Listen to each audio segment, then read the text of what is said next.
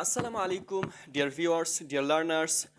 আমরা এই পর্বে শুরু করব আরবি ব্যাকরণ এবং পর্ব পর্ব আকারে ভিডিও তৈরি করব এবং আমার ইউটিউব চ্যানেলে আপলোড দেব। তো তোমরা অবশ্যই প্রথম থেকে নিয়ে শেষ পর্যন্ত দেখবে। যদি ভিডিওটা ভালো লাগে তাহলে অবশ্যই লাইক করবে, আর প্রথম হয়ে থাকেন অবশ্যই চ্যানেলটিকে সাবস্ক্রাইব করে পাশের বেল আইকনটিকে ক্লিক করে দেবে। তো আমরা শুরু করব আরবি ব্যাকরণ নিয়ে। তো আরবি ব্যাকরণ হচ্ছে এমন একটি শাস্ত্র বা এমন একটি বিষয় যেটা আপনি যদি না জানেন তাহলে শুদ্ধভাবে আরবি বলতে বা আরবি শিখতে পারবেন না। তাহলে আপনার আরবি ব্যাকরণকে ভালোভাবে শুদ্ধভাবে আপনাকে শিখতে হবে, তাহলে তো আরবি বলতে পারবেন বা আপনি লিখতে পারবেন ইত্যাদি। তো এক্ষেত্রে আমরা সর্বপ্রথম যেটা নিয়ে আলোচনা করব আরবি ব্যাকরণের, তা হচ্ছে কালিমা। কালিমা বলা হয় যে মানুষের মুখ হতে যে অর্থবোধক শব্দ উচ্চারিত হয় তাকে বলা হয় কালিমা বা শব্দ। যেমন আমরা উদাহরণ হিসেবে বলতে পারি যে রজুলুন মানে হচ্ছে মানুষ, কলামুন কলম, তারপরে তুফাহুন আপেল ইত্যাদি। তো এই শব্দগুলোই হচ্ছে কালিমা। তো এই কালিমাকে তিন ভাগে ভাগ করা হয়েছে: এক ইসিম, দ্বিতীয়ত ফেল, তৃতীয়ত হচ্ছে হার্ফ।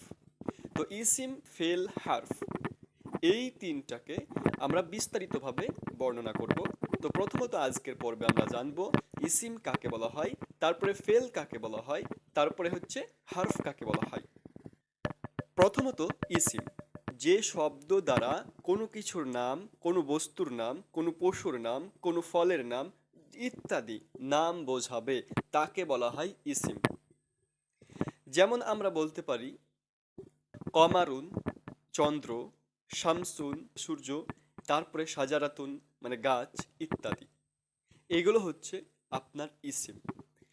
এবং একে সহজ ভাষাতে যদি আপনি বলতে চান তাহলে আপনি চোখ বন্ধ করার পরে চোখ খুললে যে শব্দ বা যেই জিনিসটাই দেখবেন সেটাই হচ্ছে আপনার ইসিম। এখন আমি যদি চোখ বন্ধ করার পরে চোখ খুলে দেখি, এখানে আমি দেখব বিভিন্ন প্রকারের জিনিস, যেমন ল্যাপটপ, মোবাইল, কম্পিউটার ইত্যাদি ইত্যাদি। যেগুলোই আমি দেখতে পাচ্ছি সেগুলোই হচ্ছে ইসিম।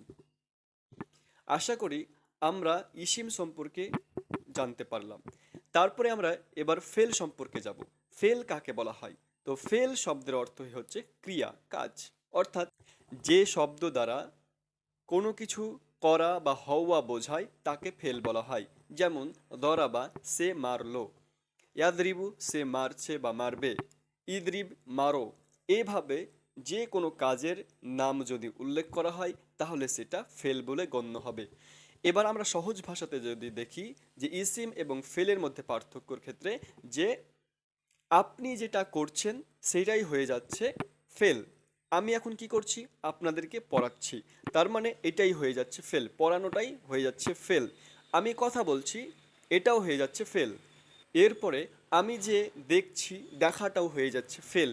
তো আপনি যে কাজটা করছেন সেটাই হয়ে যাচ্ছে ফেল, বসে আছেন বসাটাও ফেল।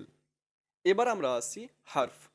হার্ফ বলা হয় যে বাংলাতে অব্যয়, যে শব্দটা নিজের অর্থ নিজেই প্রকাশ করতে পারবে না, বরং অপরের সাহায্যে ফেল এবং ইসিমের সাথে মিক্সচার হয়ে বা তাহাদের সাথে এসে সে নিজের অর্থ প্রকাশ করতে পারবে।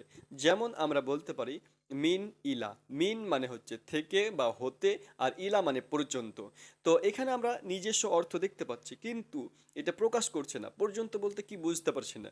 তো যদি আমরা বলি যে আমি সফর করেছি বাংলাদেশ থেকে পাকিস্তান বা দিল্লি থেকে কলকাতা ইত্যাদি, এই যে থেকে বলছি বা পর্যন্ত, তখন এবার ইসিমের সাথে মিক্সচার হয়ে ইসিমের সাথে এসে সেটা অর্থ প্রকাশ করছে। তো এ হয়ে যাচ্ছে আপনার হার্ফ। তো এ হচ্ছে আজকের ক্লাস। যদি ভালো লাগে তাহলে অবশ্যই লাইক করবে। আমরা এই ক্লাসে জানতে পারলাম যে কালিমা কাকে বলা হয় এবং কালিমা কয় প্রকার, ইসিম, ফেল, হার্ফ ইত্যাদি সম্পর্কে জানলাম। আসসালামু আলাইকুম ওয়া রাহমাতুল্লাহি ওয়া বারাকাতুহু।